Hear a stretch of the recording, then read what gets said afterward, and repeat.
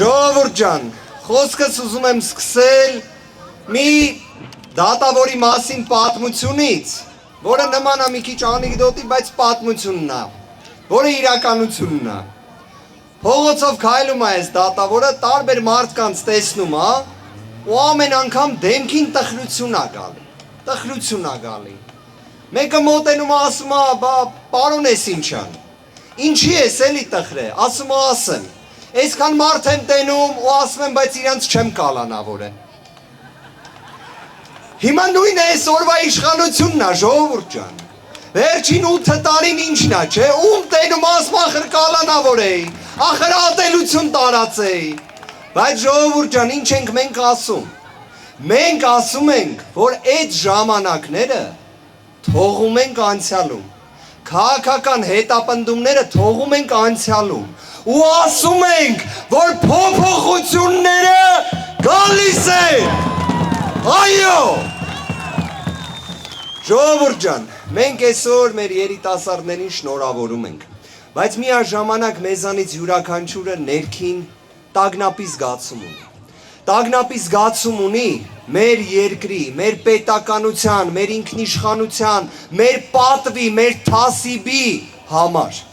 Որովհետև մենք տեսնում ենք, որ այս իշխանությունները 5 տարի առաջ ինչ խոստացել են, խաբել են։ 5 տարի առաջ ասում էին, որ Արցախի հարցը կարգավորելու են։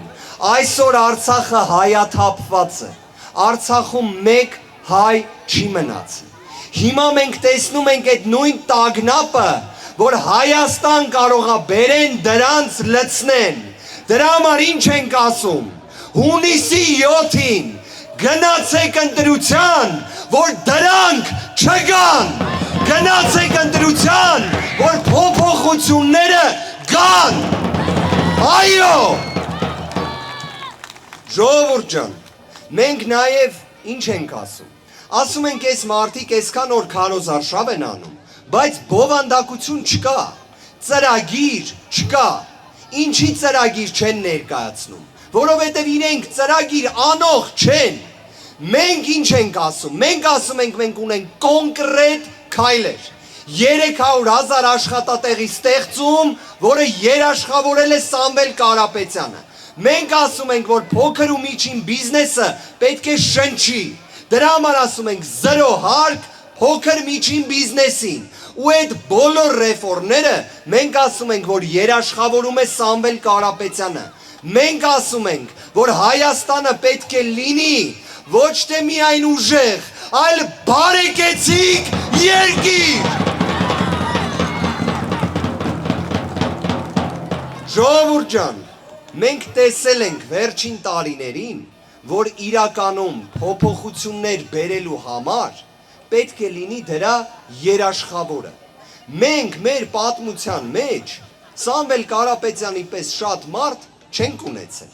Ու նենց է ստացվել, որ այսօր ինքը որոշել է այդ պատասխանատվությունը ստանձնի մեր երկրում փոփոխությունների պատասխանատվությունը։ Դրա համար ասում ենք Սամվել